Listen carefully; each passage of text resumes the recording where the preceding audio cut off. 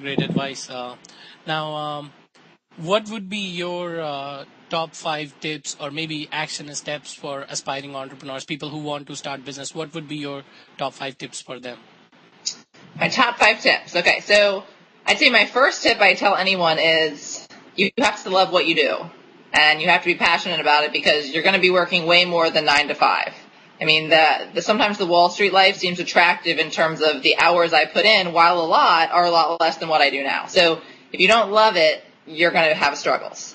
The second one, which kind of builds on that and maybe even contradicts it a little bit, is you have to love business, because as much as I love teaching kids to cook, I don't do that all the time. I mean, honestly, you probably do that 25% of the time. The rest of the time you're doing the bookkeeping and the planning and the strategizing and the marketing and, all the things that come along with it. And you can obviously outsource a lot of that, but I enjoy it. I mean, I enjoy kind of outsourcing those things which I cannot do and which are not best for me to do. And the other things I really enjoy developing and having a hand in, because I think you're able to add even more your brand to the business. So that would be 1 and 2.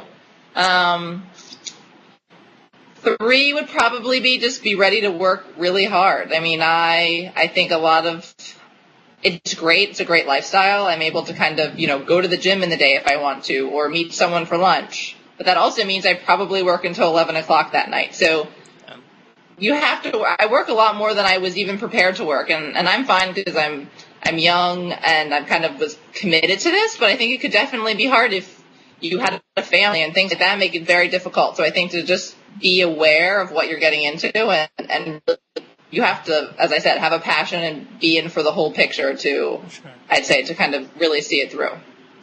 So those would be 1 to 3. Let's see, what about 4?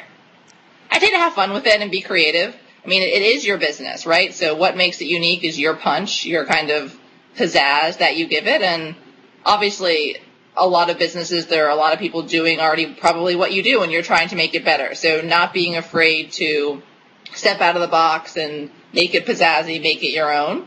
And my 5th tip would be not to hesitate to ask. I think that's kind of actually probably should be number 1. I feel like I ask for everything. If you don't know something, ask. If you're interested in you want something and you can't afford it, ask if something's negotiable. Prices are often negotiable. Services are often negotiable. I feel like in general, especially in this economy, I found people are willing to make deals, or willing to kind of, you give a little bit, they'll give a little bit. So that served me really well, just not taking the world as black and white, but that things are flexible and people are flexible, just the same as, you yourself are flexible. So that's probably my tips. And it's fun. I mean, it is a lot of fun. You work hard, but it's fun. Yes, very practical and very fun. That's true. Now, before we close this interview, would there be any closing and parting comments, suggestion, messages, anything you would like to share? What would I like to share? I mean, I would say the biggest thing that I didn't consider when being an entrepreneur, that I kind of wish that I would have or had thought about anyway, and I don't know that I would have chosen differently, but is whether or not to have a partner. I think that's pretty interesting. I don't have a partner. I'm the sole founder, sole owner, and I'm fortunate now to have a lot of teachers that help me and kind of people that are helping me around the office.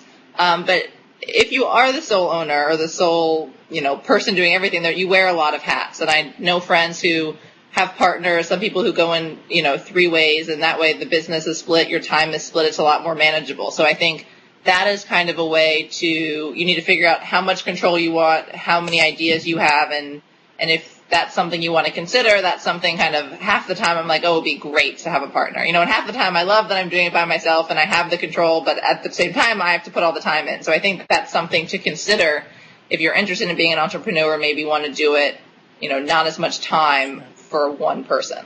Sure. And especially if you want to start playing around with an idea while having a day job, maybe that tip can help much better, that 2 of you or 3 of you can get together and start working on something. Somebody can start working on putting together a plan. Somebody can start working on other parts of business, like talking to other people, doing some market research and stuff. So that actually is a very practical and very great advice. Thank you very much. Ladies and gentlemen, this was Jessi Walter with Cupcake Kids. Jessi, thank you so much We appreciate, my members and I appreciate your time. Thank you so much for My sharing pleasure. the words of wisdom. Thank you very much. Thanks. Good luck with Cupcake Kids. Thank you very much. Bye bye.